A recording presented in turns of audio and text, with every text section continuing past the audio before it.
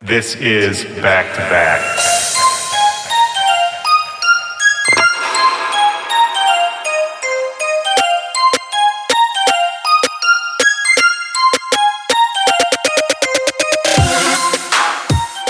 Yo, what's up, back-to-backers? This is Willy Joy. Welcome to the show. This is Back to Back. This is my podcast. How is everybody out there? How is your week going? I hope you're doing well. Hope you're not too stressed out. Hope work is going all right. I'm recording this little voiceover kind of early in the morning. It's not usually when I do these, so if I sound a little crazy, that's why. And another reason I feel a little crazy is this is the 75th episode of this show. I don't know why this one's hitting me so hard. When we had the 1 year anniversary, that was cool, but it didn't really faze me. But something about that number, 75 weeks in a row I've been doing this show, 75 guests on the show. It's just crazy. And it makes me think about all of you out there listening. We're in this together, and we have some big shit coming up soon. But today is some big shit too, because my guest on the show is none other than Ekali. People have been asking me to do this one since I started the show. He's one of the most requested guests of all time. And he doesn't really do stuff like this. He's not really an interview guy. So I was stoked we could make this happen. He's an old friend, but it's not like we see each other that much. Same old story, but it finally happened. Today is the day. And look, Ekali's got a brand new EP out right now. It's called the Crystal Eyes EP. He's on tour for it. If he's in your town, you gotta go check him out. The show is crazy. I'm gonna put links in the description of this episode where you can find all the music, all the tour dates, and we're gonna get into this conversation in just a second. Before we do, I have a feeling there's gonna be some first-time listeners on the show today. If you're listening for the first time, hi, what up? My name is Willy. Nice to meet you. Welcome. And if you like what you hear today, if you're enjoying this show, don't forget to subscribe so you'll get every single new episode delivered straight to your device every week. You don't have to worry about missing one. You don't have to worry about, opening something up at a specific time. All the new episodes are just going to get sent straight to you directly from me. No hassle. Just click the subscribe button on whatever you're using to listen. If you're on SoundCloud, give us the follow. I can promise you, you're not going to want to miss the next few guests we have coming up. And speaking of our guests, we're 75 episodes in. We've had some amazing shows already. I highly encourage you, if you like this kind of thing, if you're into it, go scroll back through the old episodes. You'll find somebody you like. I've had some pretty crazy conversations over this last year and a half, and I want to make sure everybody finds their favorite artist on here. I really do try to make sure there's something for everybody. One recent one that's kind of been on my mind just randomly was the Anna Luno episode. Might be one of my top 5, top 10 episodes of all time. She's such a badass. The story of her journey is really inspiring. There's just some crazy, weird stories in there. The whole thing, it's like the perfect episode to me. She's been dropping some fire music lately too. And speaking of that, I am also going to put a link in the description of this episode where you can go and check out the Back to Bangers Spotify playlist. And that's a list that I update every single week with all the music from myself, my guests, everything new, everything fresh, plus a lot of the music that we talk about in these conversations. So if you're hearing us talk about some songs you're not familiar with or some old favorites that you had forgotten about, all you have to do is pop on over to that playlist, check it out there. I promise you, you're going to hear some stuff you've forgotten about, some stuff you've never heard. It's not your average, just sort of promotional playlist. I have a lot of fun with it. People really seem to like it. The link is in the description of this episode, so go check out the Back to Bangers playlist. And don't forget, you can always hit me up. backtobackpod@gmail.com is the email address. Reach out, holler. You can also hit me at Willy Joy or at backtobackpod on all social media. I'm kind of getting nostalgic right now. You could let me know what your favorite episode of the show has been so far. You can let me know who you want to hear from in the future. Tag them, let them know. And, if you just have a question for me, a concern, if you just want to talk about that asshole at your work, whatever it is, I'm down, man. Just hit me up. And finally, because you're awesome, because everybody listening right now is the best, I get a lot of questions about what's the best way to support the show? How can we help out? And I am here to tell you the absolute best way you can support us is by spreading the word. Back to Back is a community show. We grow by the strength of our listeners. The best way you can support this show is just by letting other people know, whether that's, a post, a tweet, retweeting our content, whether it's just, seeing a friend of yours who loves music and would like a show like this and telling them about it. Whatever it is, that really does help us grow. I see more and more of it every single week, and it makes me really stoked. It makes me want to make this show even better for all of you. So shout out to everybody out there supporting. I see you. I appreciate you. And I promise we are going to keep making this show awesome together. All right, let's get into it for this week. Ekali is my guest. We met up the evening before a big show of his. I hadn't seen him in, a really long time, too long. We got a little nostalgic about some of the old times, and then we really dived in. I mean, this guy's got a crazy story. He's kind of been on tour his entire life. I don't think he's ever had a job that wasn't being a musician. And you can tell just from the way he talks about it, man. I mean, he's in this life. He is signed on for the full package. I love his perspective. Funny guy. Talking to him, it's not hard to tell why he's seen a lot of success with his project. I always like talking to somebody who is decisive, strong opinions, kind of knows exactly what they're trying to do with their project. If you're a fan, if you follow him, you'll know he's very active on social media, always talking to everybody who's interested in what he's doing. But this, I feel like, is maybe a different side. This is something I think you maybe haven't seen before. I really liked how this conversation turned out. Oh, and we were talking on his birthday, too. So happy birthday again to Ekali. Don't forget, his Crystal Eyes EP is out right now. And we even started talking about what's coming up after the EP, some more new plans. But let's get into it right now. I'm done talking. Check it out. This is me and Ekali back to back. Let's go.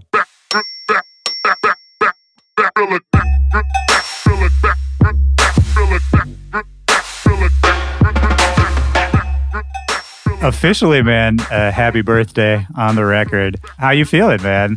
I feel great, man. I feel young. I feel younger every year. Yeah? Do you like the aging process? You into it so far? I love the aging process, man. You go from little kid and then the daddy status starts to come in, right? So you start to get a couple gray hairs. Are you there already? Yeah, I got a few. Yeah. Yeah, I've named them. What are their names? Brad, Chad, Laser, and Blazer. Ooh, I like it. It's good, right? Couple twins, yeah.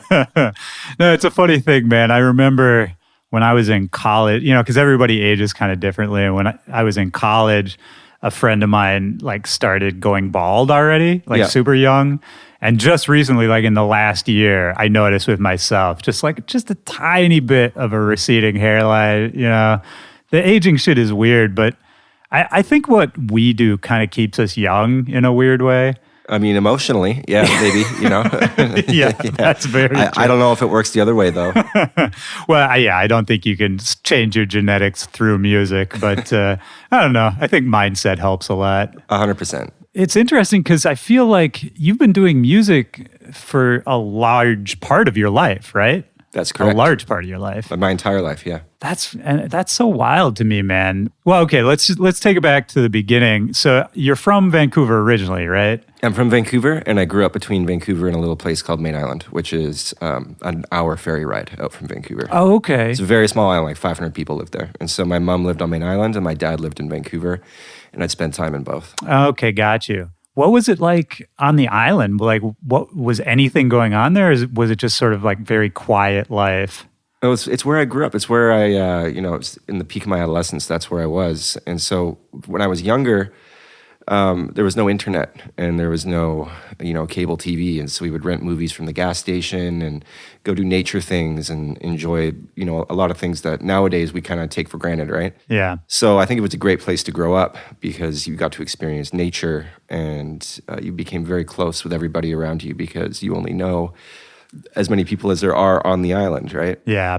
Which has its upsides and downsides, I guess. Knowing every single person on an island and everybody knows each other's business, it can get a bit tiring after a while. Yeah, I'm sure that's true. And as an adolescent, I'm sure there was kind of that yearning for something a little more lively.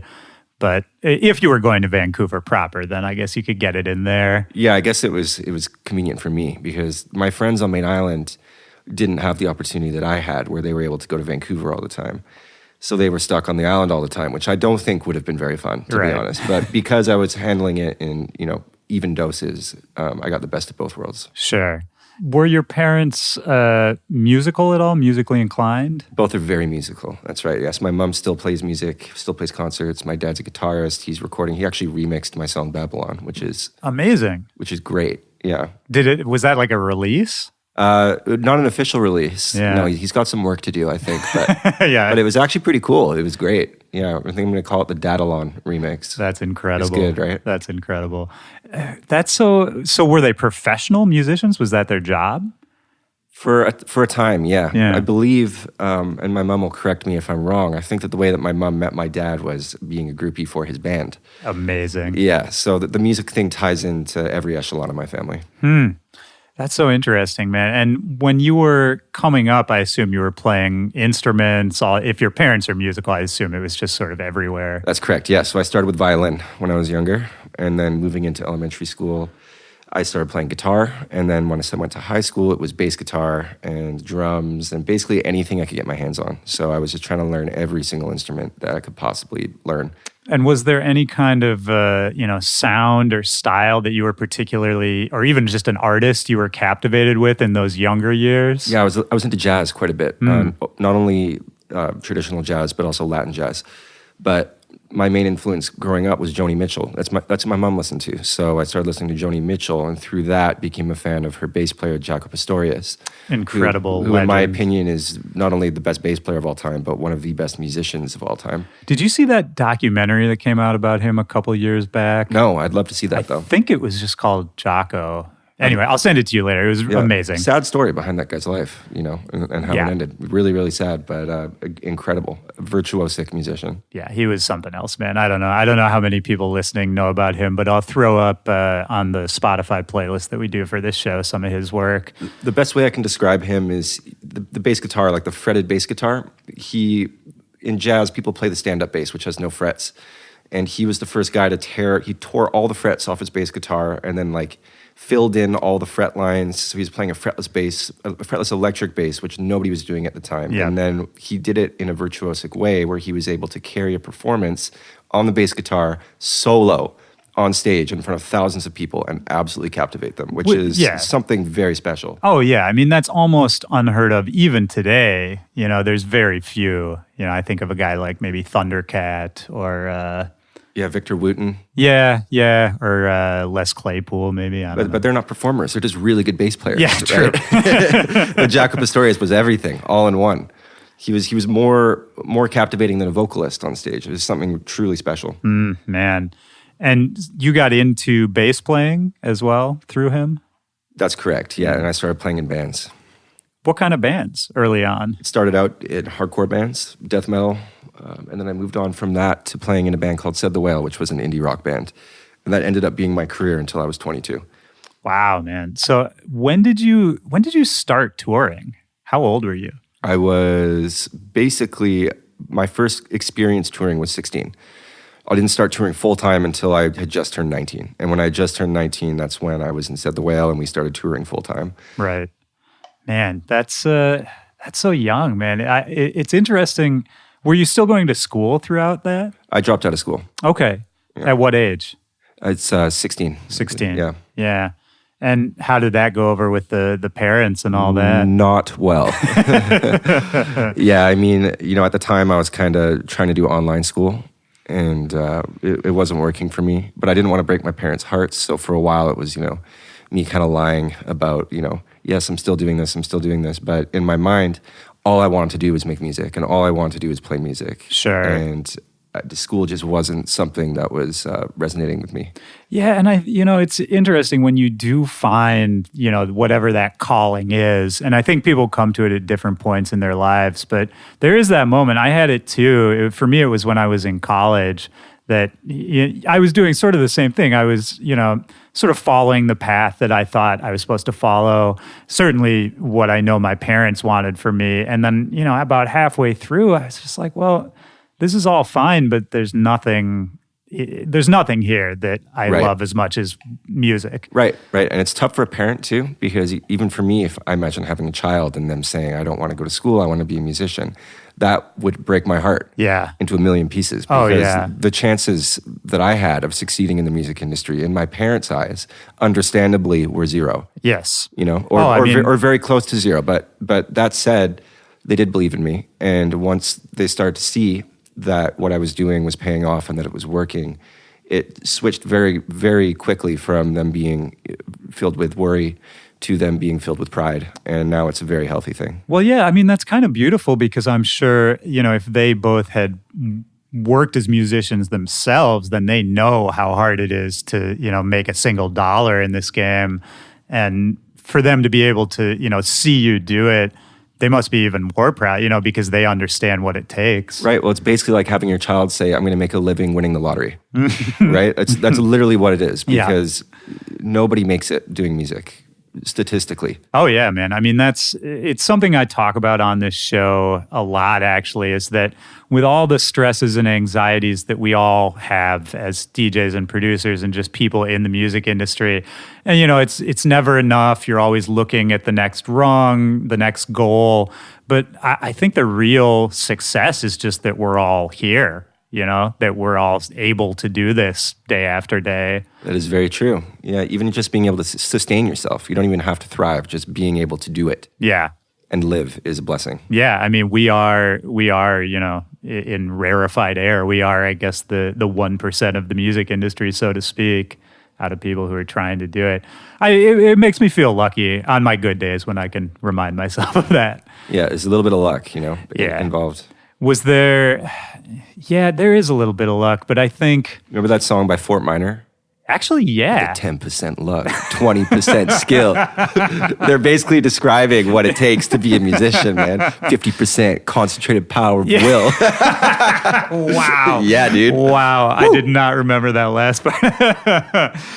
Man, Fort Minor, I just was not ready to accept Fort Minor. I loved Linkin Park, but I couldn't, I don't know, there's something that was corny to me about Fort Minor. Do you remember those like Halo 2 montages that people would put out, like the video game montages? Very well. Every single one used that song, if you remember correctly. Yeah. Well, because that song was like, the next 8 Mile, basically, where it's just about, persevere. It's like a guy very eloquently talking about persevering, right, and doing something difficult. Yeah, yeah, corny as hell though. yeah, very much so. So you're 15, 16, and you start playing with bands. You start touring a little bit. Do you think it's interesting for me because that wasn't my experience? I didn't start touring till a little later in life. At that age when sort of your brain is still forming, connections are still being made between neurons. Do you think there were either pluses or minuses to kind of having that experience so early on? Like, do you feel, because seeing the world through touring is sort of a very unique thing that I don't think people can understand unless you do it. Do you think you kind of learned anything that was helpful to you early on that other people might not have, or that you missed out on an experience that a lot of other kids were having? The thing about being around musicians all the time is that musicians are fucked up. They are neurotic. By nature. Beautiful, twisted, dark people, right? And being around people like that all the time definitely teaches you a lot about people in general and about life. And, the struggles of being a musician definitely it was very difficult for a while. And, a lot of things that people wouldn't experience until later in life, like debt Yeah. And, witnessing drug abuse and witnessing substance abuse. That's something that I was exposed to very, very early on, which I think in some cases could be pretty detrimental. But in my case, I think that it definitely just opened my eyes up. And I'm really grateful that I got to see so much of how the world behaves so early on. Yeah, I mean, it's a dose of reality for sure. It is, in its, sort of most harsh form, for good or for bad. You mentioned there were hard times. Like, what were you doing for money back then? Because I would imagine there's no money at the start. I was doing nothing for money. Yeah. As soon as I turned 18, I took out a bunch of credit cards and maxed them out. So yeah. That's a classic musician move. Yeah, I mean, the thing is, when you're a DJ, it's a lot easier because you have yourself to pay and then your commissions. But there's this one dependent, right? When you're touring in a band, not only do you have the overhead of equipment rentals and buying equipment, replacing equipment, touring in a van repairs, gas, hotels for 5 people every single night, food for 5 people, salaries for 5 people, and you're getting paid $2,000 a show. Right. It's like, where's the wiggle room? Where are you supposed to sustain yourself? Even at your most successful, right? Like when things are going well, it's still we were killing not that well. We were killing it as a band, and it was unsustainable. And I was racking up debt, and by the time I was 22, it was just tens of thousands of dollars in debt. Is that partially what led to you thinking about alternatives to the band life? It's definitely something that was intriguing to me. Yeah, because I want to be successful in life. And I'm not necessarily saying I want to be rich, but it definitely took a toll on me, being in a lot of debt, being 22, and seeing people around me who didn't have that weight on their shoulders. And I wanted so badly to be free of that weight. So that definitely was a part of it. And then the other part would have been, I just wanted to write my own music, And I'm not a good singer. I have a terrible singing voice. So I couldn't do the singer-songwriter thing. And so I thought, well, I'm good at a bunch of instruments. I know how to compose. So I might as well try and give my shot at producing. And were you aware of electronic music, dance music at the time? Like, how did that sort of intersect with the indie rock life? It's a bit of a strange cross-section, isn't it? Yeah. Yeah, definitely my sister growing up used to play a lot of drum and bass. Oh, sick. She introduced me to an artist named Burial, who I still regard as one of my favorite artists of all time. Incredible producer. Yeah, absolutely insane. So I definitely had heard before. I listened to Aphex Twin a lot when I was younger. Boards of Canada, that kind of stuff, Tycho. Yeah. So from that, I knew a little bit about it, and I just dove a little bit deeper, and a little bit deeper, and a little bit deeper, and then started shaping my own sound. When did you start producing? I started producing 4.5 or 5 years ago, like when I was 22. So you're still in the band a little, like was there a little crossover? The cross-section was like a year and a half, something like that. Yeah, and my first job producing, I actually remixed 4 of the band's songs. Oh, wow. Which, if you dig deep enough, you can still find. And I went back and listened to them, and my mind was blown. I'm like, this doesn't sound like me at all. How does it hold And up? I have no idea how I made these sounds, which is funny, right? That's yeah. I have that even to this day. Totally. I'll listen to something I made a year ago, and I'm like, I have no idea how I made that sound. Absolutely. It's really weird. Yeah, and it was funny because back when I started, I didn't really have any concept of genres. I didn't know. And listening back to some of my old stuff, I'm hearing like flavors of tech house and these weird things. And I'm like, how did I know? Like intrinsically, how did I know? It's yeah, that's so interesting. Was your only exposure just kind of listening to, those initial artists? Were you going out to clubs at all? I had never been to a club in my entire life until I played one. Really? Yeah. Wow. That must have been. So what was that first time playing a club like then? Did you have sort of any frame of reference for what was expected of you? Nothing whatsoever. And my first club show was at Q nightclub in Seattle. Oh, amazing club. I was first of 4 opening up for Falcons, and I played for about 10 people. Yep. But it was funny because then we continued working with Q until even today. We're still working with them. So yeah, that's a great club. One of my favorite clubs, actually, Q nightclub. Yeah, it's a great vibe in there, man. Their vibe and their message and just their overall energy is fantastic. Yeah, you can tell they're a place that actually cares about the community and the scene, and they're not, necessarily just booking whoever's hot at the time. Like, Right. It's very curated. And you can go there and feel safe as a patron. Yes. Which is very important. Yes, 100%. I assume you heard about Foundation in Seattle. I did. Yeah, it's It's good that Seattle has a decent place left, you know? Yeah, that is true. Yeah. I don't know, man. That blew my mind. I've been to Foundation a bunch of times, and I don't know. I didn't see it. We don't have to talk about that. So for you, how did leaving the band come about? I mean, the band was, I don't want to gloss over it. I mean, I know you guys were fairly successful. You toured around for years. Was that mostly in Canada? Was it all over the world? We toured in Europe, Canada, and the States, and things were going very well for us in Canada. As a band in Canada, it's very difficult to cross over into the States unless you have radio play, which isn't a thing with electronic music. With electronic music, SoundCloud, Spotify, it's all global. Yeah. It's all just out there on the internet, virtual information, right? But as a band, you have to get your song on the radio, and that was going well in Canada, but not in the States. And we finally got a little bit of traction with one song, and we did this really long 6 or 7 month touring campaign in the States, which was what absolutely like brought me down to my lowest low. After that, it was so much touring. Just got burnt out. Very, very burnt out, you know. Like even 2 months of touring is super difficult. And, you know, having a girlfriend at the time and being away for, you know, that long, it caused a lot of issues in my life. But I mean, dude, that's the thing. Like, I was even thinking, you know, at midnight, it's your birthday tonight. And I was thinking about that. I think that's one of the things I still struggle with is, you know, all the holidays, all the major events in our own lives. I mean, usually we're not there for them. And certainly it can be hard, especially, you know, you mentioned relationships. That can be hard too, to kind of, especially if you're dating somebody who's not in this life, you know? Which you know, to the credit of anybody who's dating a touring musician, I think it's really hard to watch your loved one go on tour and you don't know what they're doing. And it's a really, really difficult situation to be in as someone at home, watching your boyfriend or your girlfriend out there, you know? Yeah, it's hard on both sides. I think it's... and I don't even know, I've never actually dated somebody who's like in this industry or in this lifestyle. I don't even know if that would be better. I don't think I would want to. Yeah, I don't know if that'd work so well. At least with somebody outside of the game, I don't know, I like to be able to come home and not have to talk about the club. You know what I mean? Right. Yeah, I feel that 100%. Yeah.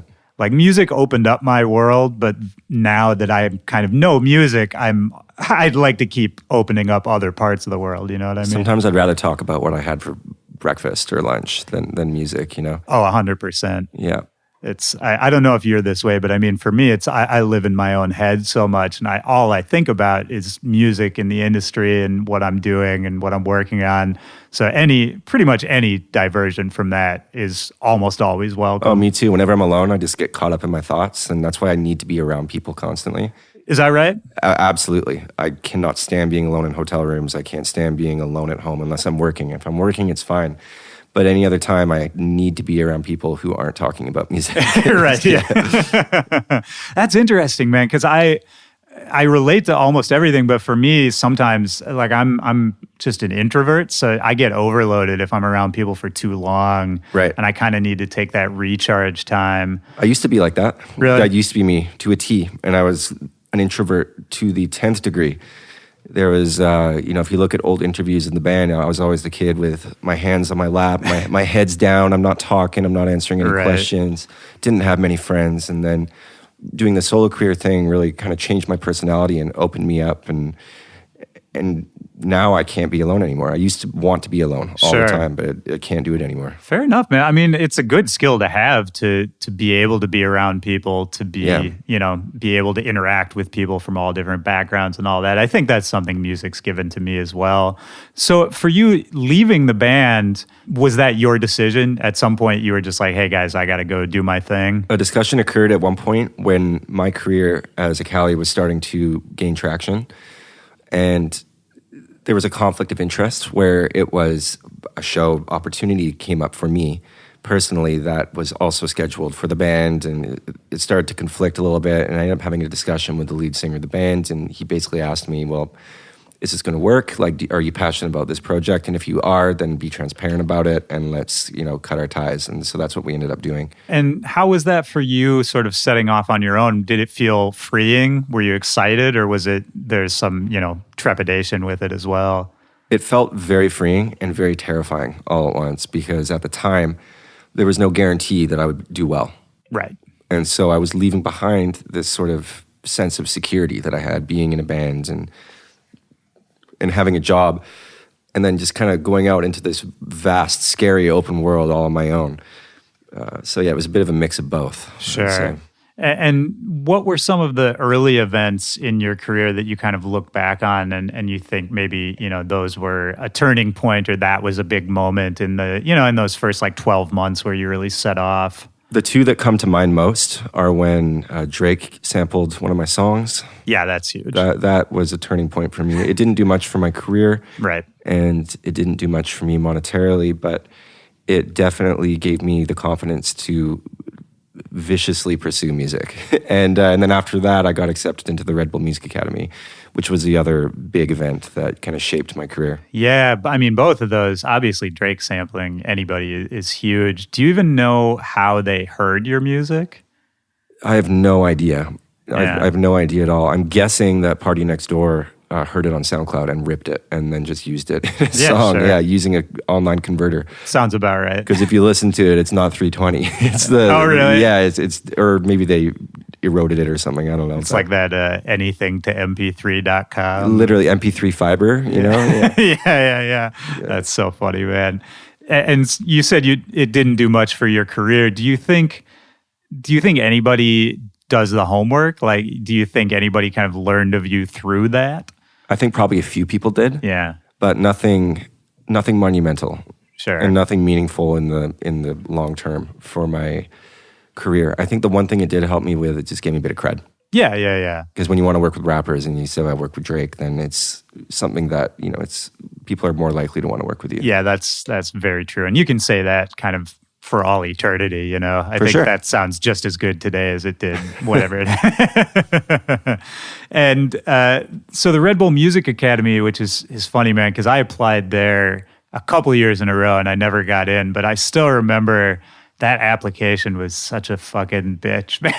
It was like a novel of an application. Right. Yeah. For those of you who don't know, Redbull Music Academy is the school that Red Bull puts on every year in a different city every time, and they build these massive, millions and millions of dollars, these massive studios, and they invite, 40 people? Something like that. Yeah, so it's 2 terms, and there's 20 people per term, and it's all expenses paid. They fly you out. Yeah, different spots each year in the world. Yeah, and they put you in studios and with each other, and you're supposed to create music together, and you play shows. Every night, each participant plays a show at a different venue, and you all go out and see him perform, and it's a very, very musical communal experience. And they put you in there with people who you would never expect to work with. Like I showed up and Just Blaze was just chilling there.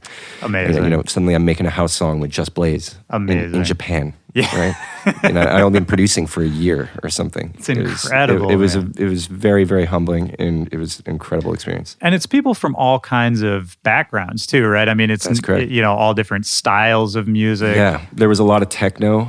There was a lot of dubstep. There was a drone guitarist, which was really cool. There were vocalists. I was kind of the only musician in my realm of music that was there. But it was cool because you get to learn how to make different types of music. And it's really interesting when you put a techno producer in a room with a hip-hop producer and you can see what happens, right? Yeah. As long as you're open to that collaboration. Absolutely. I mean, I think about, we were talking before we pressed record about a guy like Bradinsky. And I think what he's doing now with, mixing techno and rap and that sort of thing, that didn't exist until a few years ago. And I think programs like Redbull Music Academy are probably why people are more willing to hear that at this point. It's definitely a big part of it, yeah.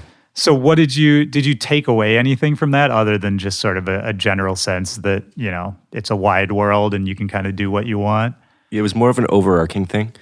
I don't think there were very many specific lessons that I learned there. Yeah. I didn't learn much about production, but I learned how to work with other people was one thing that was very, very valuable. Huge key. Yeah, learning how to be in a room with people was really important, and it has been important throughout my career. So I think that doing that at the Redbull Music Academy, being in a room with so many different people and learning how to speak and learning how to critique properly was very valuable.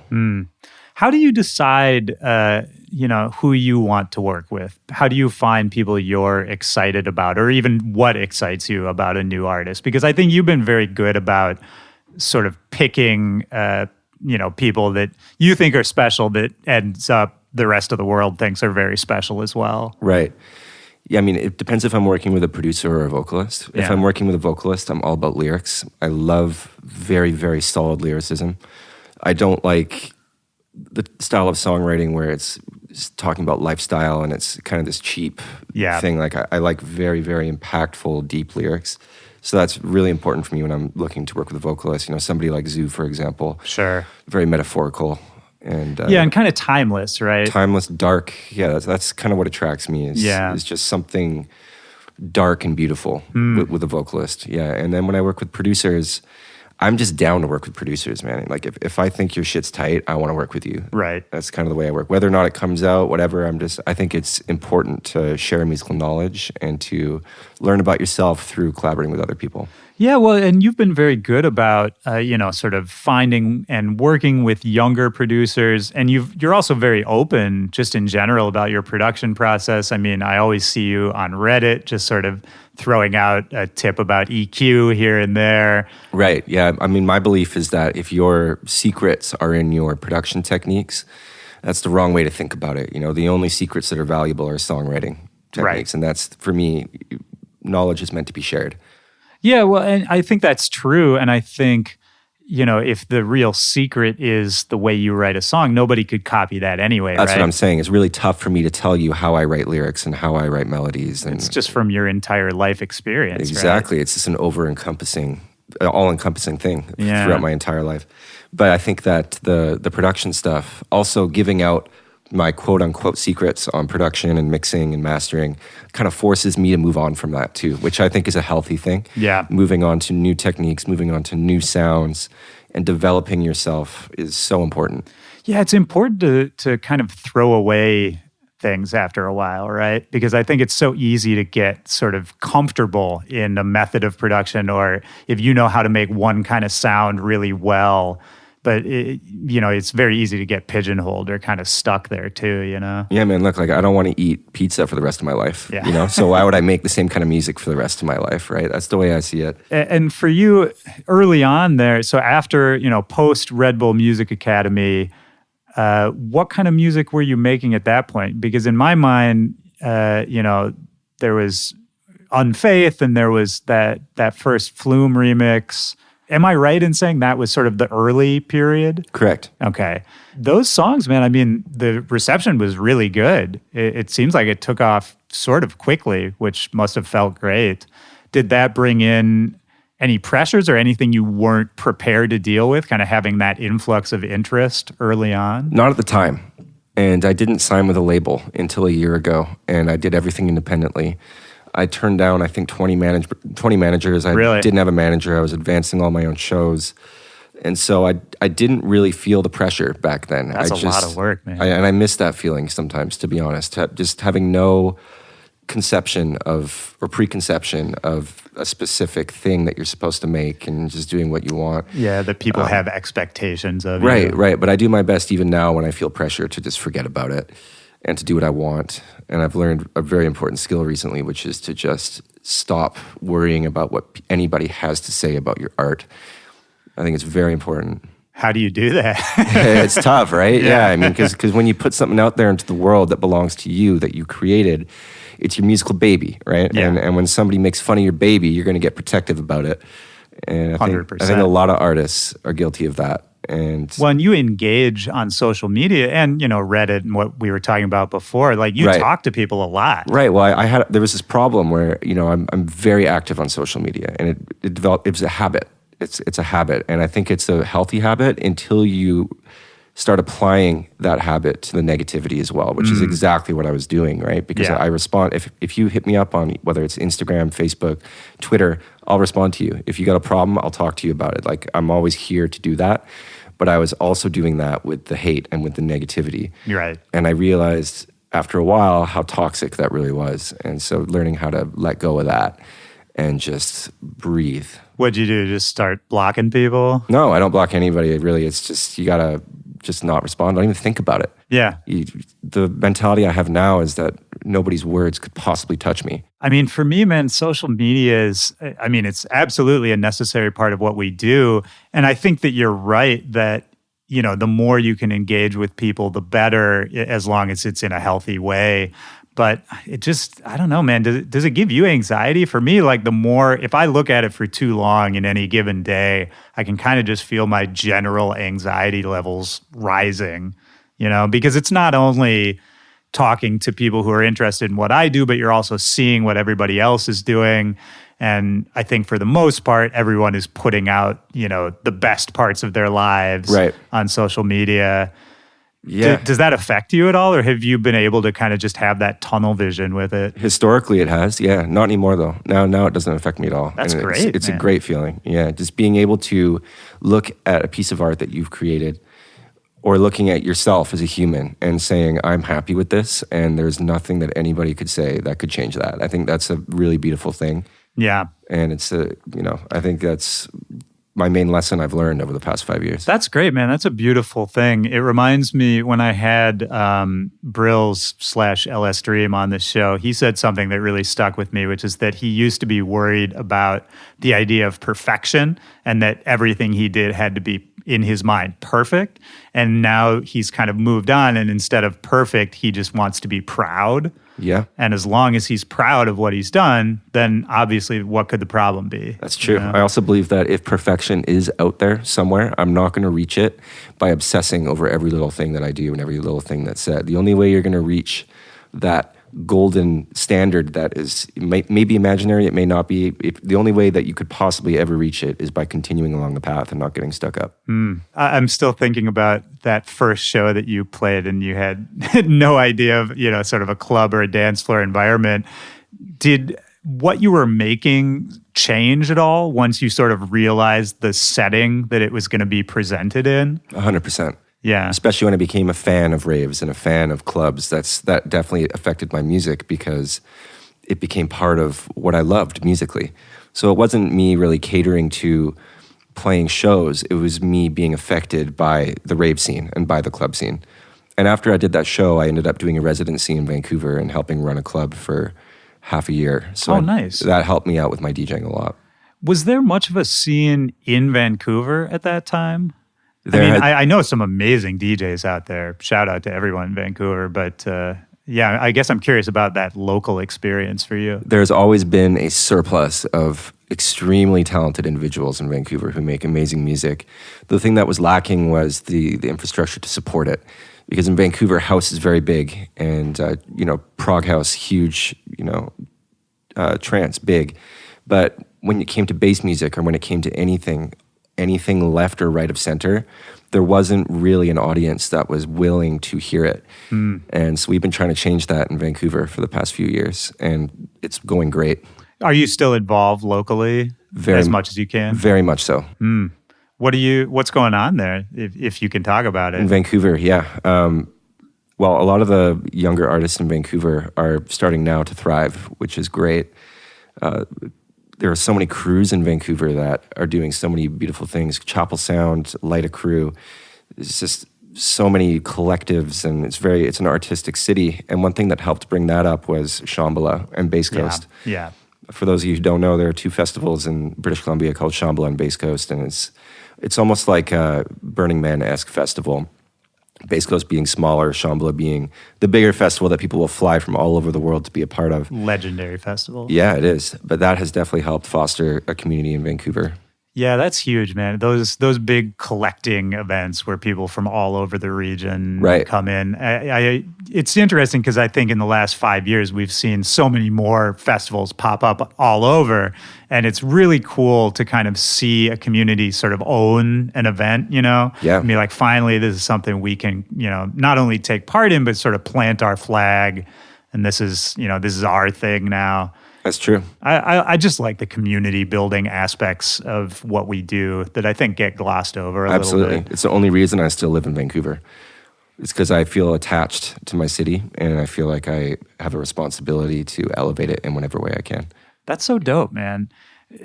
So for you, playing all these shows, starting to tour fairly frequently, advancing all your own shows, I think the first few songs that we talked about that people knew you for were these kind of, very moody, very beautiful, very pretty songs. And I guess I'm curious because having seen you play a bunch of sets, I think you're able to sort of marry the sort of more emotional stuff, the more melodic, pretty stuff with heavier sounds as well, and kind of have that ebb and flow in your set that I think mostly does not exist in 2018. You know, it's usually like people either just go hard as nails for 60 minutes or they just chill out the entire time. How have you been able to kind of skirt that line and navigate that? I've thought about that a lot, and I think that it began with establishing that on the production side. Because when people see an Ekali set, they know what to expect because they've heard my music. And so they say, okay, I've heard, let's say, his Snake Hips remix. It's really chill, beautiful, ethereal. And then they've heard my Threats remix, which is, you know, hard rap shit, right? Yep. So going into my set, people kind of are open to hearing both sides. So I think that doing that has allowed me to play these sets. You know, putting out the hard music, putting out the soft music, it has provided me with a platform where I'm able to do that. Where I think that if you took an artist who makes strictly bangers and then you go to their set and they're mixing it up with the super chill stuff, it wouldn't make sense to people, you know? Like if they played an identical set to me, it wouldn't work in context. But because you've established that premise beforehand, I think it's something that people are open to. Yeah, I think that's absolutely true. And I think another thing might be that a lot of artists just feel pressure to go as hard as they can the whole time, right? And I think a lot, especially newer artists, if they don't see hands in the air 100% of the time, they get nervous, you know, and just start playing the bangers, playing the anthems. Right. And was that something you know, kind of just came to a peace with? Did you ever feel pressured like that? No. And when people aren't jumping up and down or putting their hands in the air, I'm okay with that because the most beautiful experiences I've had at concerts have been standing exactly still with my eyes closed. So I'm completely okay with it. Even at a rave, I'm totally cool with it. Yeah. It's funny. I was thinking about, I think the first time I ever saw you play was the first time that we met, which was out in Australia at that, what was that fest? Breakfest? Breakfest, that's right. Yeah. Out in Perth. That's in Perth. Yeah, man. And I still remember, man, I was really impressed by that set. And it was a tough crowd I think for everybody that day. Do you remember that? That was a very, very tough crowd. That was one of the toughest crowds I've ever had in my life. I think even like that night, you sent out a tweet or something about it. I still remember that because all of us were like, man, I don't know what's going on. It was very upsetting, to be honest. It wasn't the crowd's fault. No. It was, in my opinion, it was a misbooking. Where, you know, the time slot I was in between two drum and bass DJs, and it's a drum and bass festival, and I shouldn't have been playing that festival at that stage at that time to begin with. But the festival itself was great. I had nothing against the festival. Oh, no. It was beautiful. Yeah. And I was only saying that to say that, you know, even with a difficult crowd watching your set, I was really stoked on it.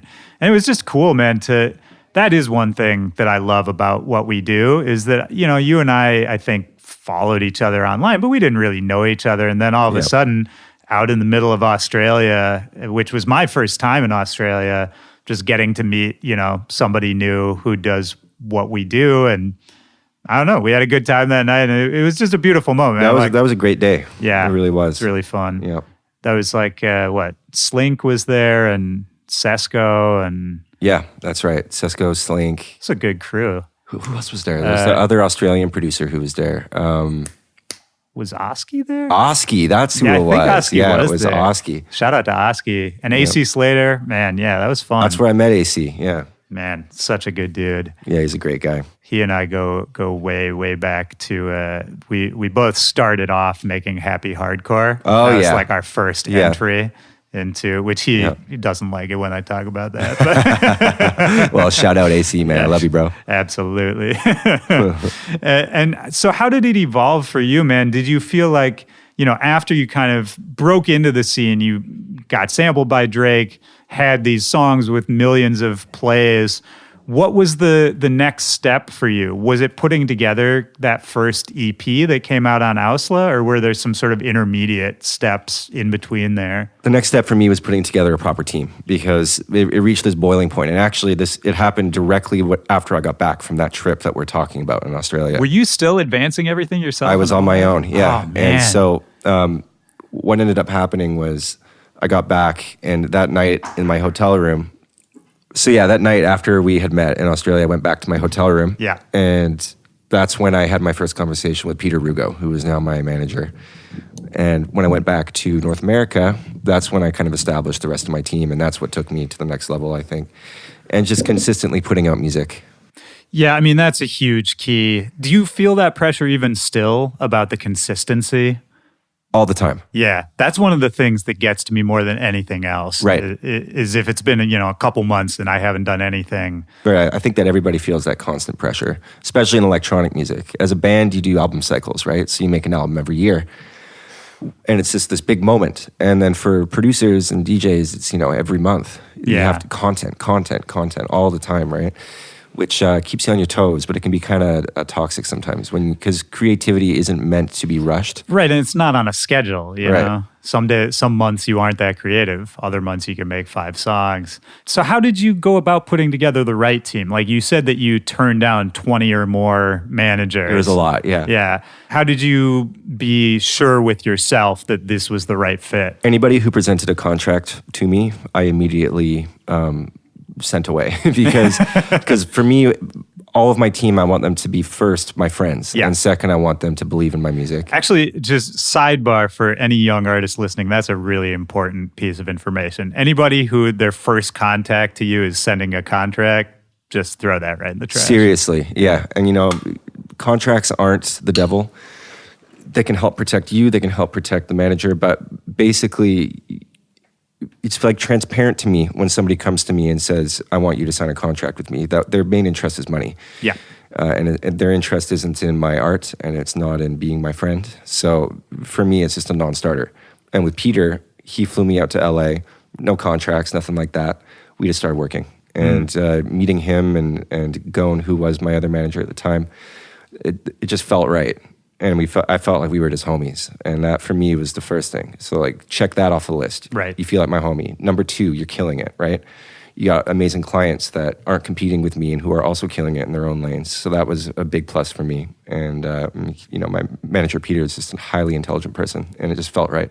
That's great, man. And did he help you find booking and all of that sort of thing? That's right. Yeah, I had a booking agent prior to that in America who we parted ways with shortly thereafter. And we took meetings with every single agency that you can possibly think of. At this point, just to give some context, you were buzzing pretty hard, right? I think the interest level was high. Were you playing, I guess if you were already, doing the fest in Australia with me and all that, you must have been getting some pretty big bookings at that point already. I wouldn't say big, but I would say, they were, some of them were like reaches, like they were new highs for me. Sure. 100%. It was a steady flow of shows, for sure. Well, that seems like the perfect way to do it, man. If you can sort of wait until that critical point when there is that higher level of interest and then put in the team who is able to sort of execute. Instead of jumping in with someone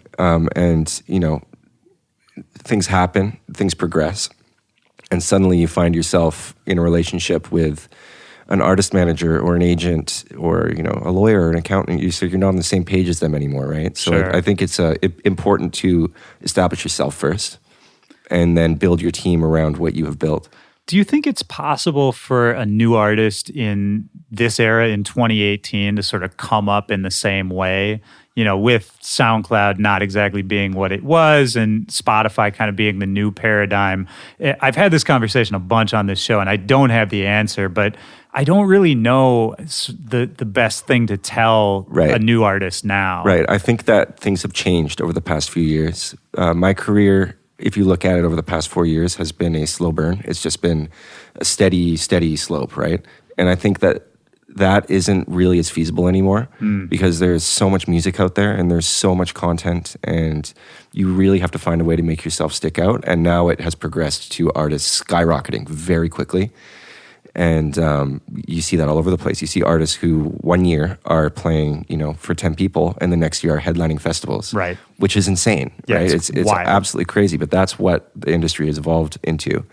And I think that's the new norm. And I think the way that you have to achieve that is by doing something shocking. Yeah, I agree, man. I agree. I think you have to stand out. And I think it's more important than ever to explain to people what's different about you, you know? Right. Because I think a few years ago you could sort of, man, people are going to make fun of me because I've said this a lot on this show, but you could just sort of make a good trap song and you could go on tour, right? You can't do that anymore. No, you really can't. No, and I think that everything I'm talking about, you can attribute it to people like, for example, XXXTentacion, who at the time was nobody and had a brilliant back catalog of music that nobody had heard, but he put out that one song, Look at Me, and it was so unconventional, and the entire song was peaking. The master was blown out. Yeah. It was completely distorted.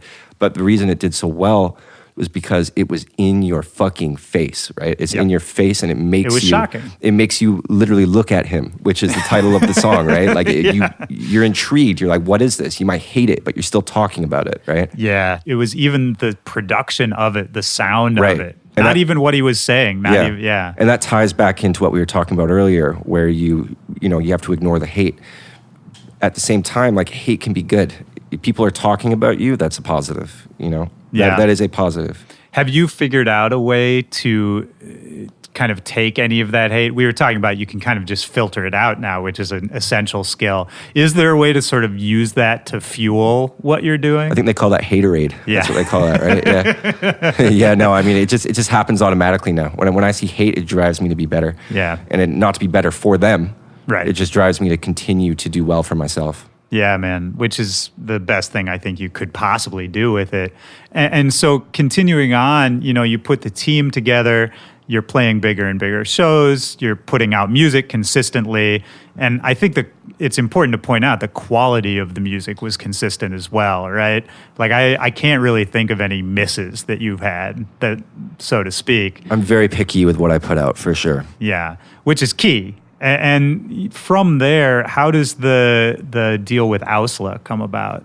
Yeah, so I had a potential deal with Big Beat Records. And Big Beat is a subsidiary of Atlantic, I believe. I think that's right. Yeah. And they put out music by a lot of amazing artists. And so one day I was just randomly on Twitter, and then Skrillex followed and DM'd me, and he was just like, "Hey man, what's up? Let's kick it in LA sometime." And I went to LA and went to his studio, and we were just chilling. And he was asking me about what I was doing with my record deal. And he straight up just called Craig from Atlantic and was like, "Hey man, like, I want Ekali, like, with me." While you were in the room? While I was in the room, yeah. That must have been a crazy feeling. Yeah, and so we had a conversation about it, and I just wanted to make sure that it wasn't a fleeting thing. I wanted to make sure that if I was locking myself in with this camp, that they were going to consistently care about me and very smart and not put me on a bookshelf, And that was the case. So we went through with it, and he was the first guy who kind of championed me and was a voice for me. People always have these endorsements, and I never had one. Right. Until Skrillex. That's huge, man. Yeah. Did you see sort of any public perception changes from him kind of giving you that cosign? For sure. Things just got bigger. Yeah. Yeah, things got bigger, but I felt like I had found a home where I belonged, which is nice. And they allow me to be creative and do what I want to do with my music, which is so important. They're such a cool team, man. I mean, there was a moment when I almost signed a record deal with them several years back, and it fell through in kind of a weird way. And I want to get them on the show to kind of talk about it, because I'm still a little cloudy on exactly what happened, but I was always bummed out because I'm a huge fan of that team. The thing about OWSLA is they're so passionate about music. Yeah. It's just art. They're passionate about art. That's the thing. Yeah. It's not really about what's going to sell or what's hot at the moment. Right. But when you have a group of people who are all artists, it can be difficult to navigate those situations, which is why Atlantic is involved in our deal. And so we have the entire infrastructure of Atlantic behind the deal. And on the creative end, we have OWSLA and Sunny, and it's a really good situation. Yeah, that seems pretty ideal. What's the state of OWSLA now? Because as a label, they seem like they've been fairly quiet, and I've heard a bunch of things, but I never know what to believe or what's happening. I mean, nothing's really changed with OWSLA, It's just... the music that comes out is the music that should come out, and it's just all about art. And there's a clothing line now, but it's just kind of a bunch of misfits making art. That's kind of the all-encompassing description I would use for OWSLA. It's just a bunch of like fucking hood rats making music and making art and doing dope stuff. Sounds great, man. Sounds like you fit in really well. and what's coming up next for you, man? I mean, I know, as far as just promo shit, you're about to go on a big tour.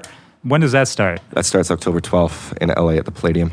Amazing, man. Yeah, I'm excited. That's is that the biggest like headline LA show you've had? It is, yeah. I think it's around like 3,600 people, so it's a big one. Man. How does that blow your mind at this point? Yes. Like, yeah. Yeah, it blows the shit out of my mind. Yeah. Well, because you've played a lot of big shows at this point in your life. Yeah, but it's crazy for me looking back 2 years ago. My first headline in LA was at the El Rey Theater, which holds 700 people, right? And then 2 years later, you're doing a venue 5 times the size. That's crazy. It's insane. It feels unreal.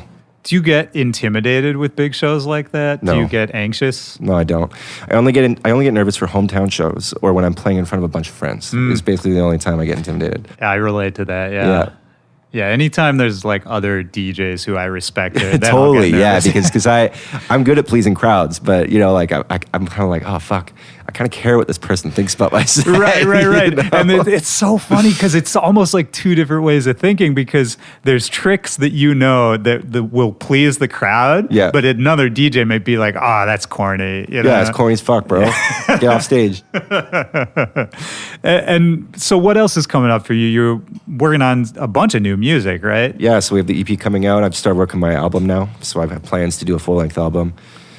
I've got a couple collaborations. I've got one with 1788L that should be coming out like within the next couple months. Shout out to 1788L. Yeah, man. He's come. Sorry, go ahead. Oh, no, I was just about to make fun of that. It's hard to say his name. But, oh, yeah. But he's killing it, absolutely. I met him a couple months ago. Great guy. Yeah, he's going on tour with me too, so that'll be fun. Dude, okay, so not only is that a great booking, but I also saw you were taking out Jaron. And yeah. I've had my eye on him for so long. Me too. Yeah, he's incredible. For those of you who don't know Jaron, he's a 16-year-old producer, and the way I would describe his music, it's like a mix of future bass, and then you add in explosions in the sky, and then you add a little bit of post-hardcore in there. It is this crazy mix. It's beautiful. He makes these like 6-minute-long epics, orchestral arrangements. It's the most beautiful music I've ever heard. Man. It's we insane. had we've been talking about making some music together, and I called him up. Or actually, no, he called me, and we ended up on this like 3 or 4 hour phone call. Yeah. And he was talking about, you know, the way he puts together his songs. He was kind of showing me some project files.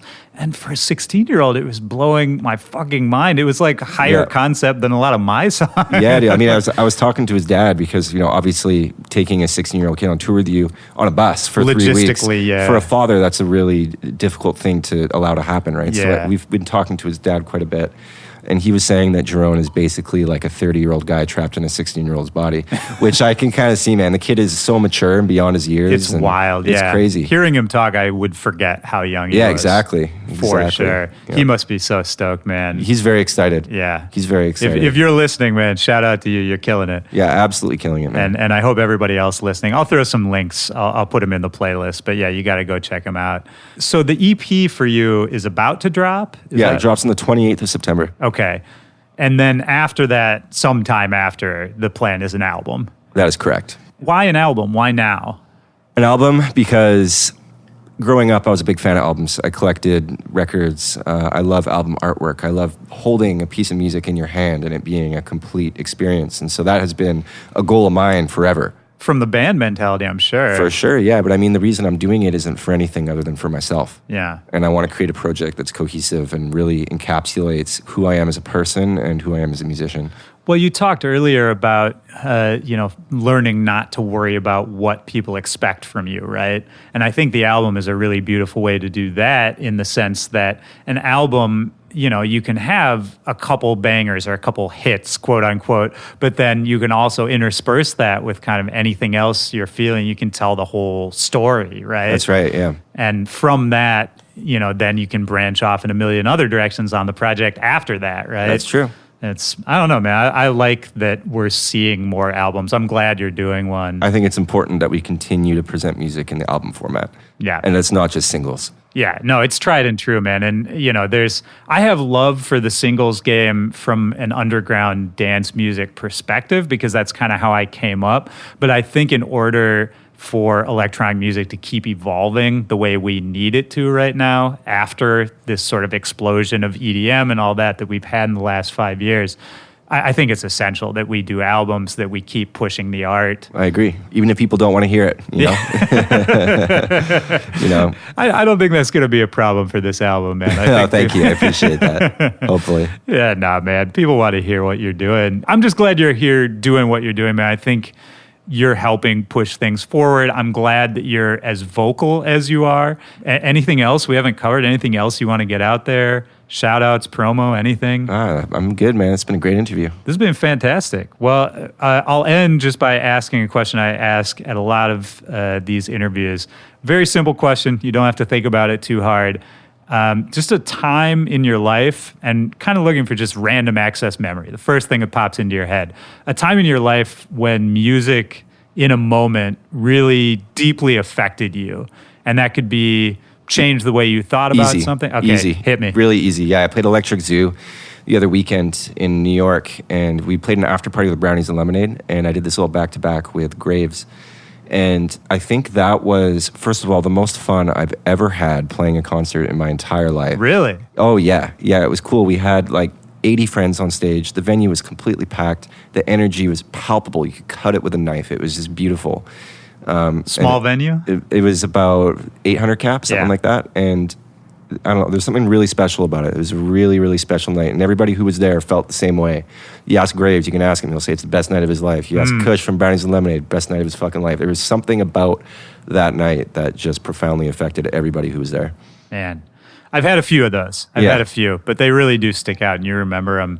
And that's really what we do it for, right? Right. Is just those sort of unexpected, transcendental moments. It was the most intense endorphin high I've ever felt in my entire life. I think I'm addicted to that kind of high, man. Yeah. I think that's what keeps me coming 100%. 100%. Well, this has been great, man. Yeah, it has been. Great to see you. It's been too long. It has been too long, man. Yeah. Thank you, Willy, for having me, bro. I appreciate it. Oh, 100%, man. We'll do round 2 next year. I love it. Yeah. We'll talk about the album, yeah? Yeah, After it's out. 100%. Hey, happy birthday, buddy. Thank you, man. All right, peace.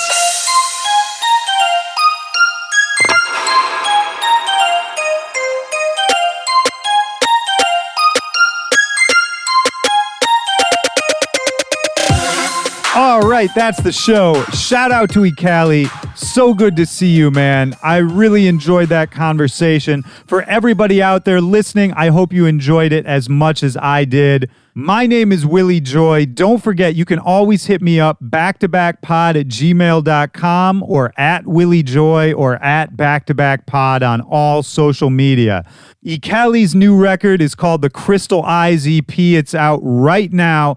The link to that and the link to all of his tour dates is in the description of this episode. It's still kind of blowing my mind. 75th episode anniversary of the show right now. I don't know how we got here. It happened in the blink of an eye. It's been a crazy ride.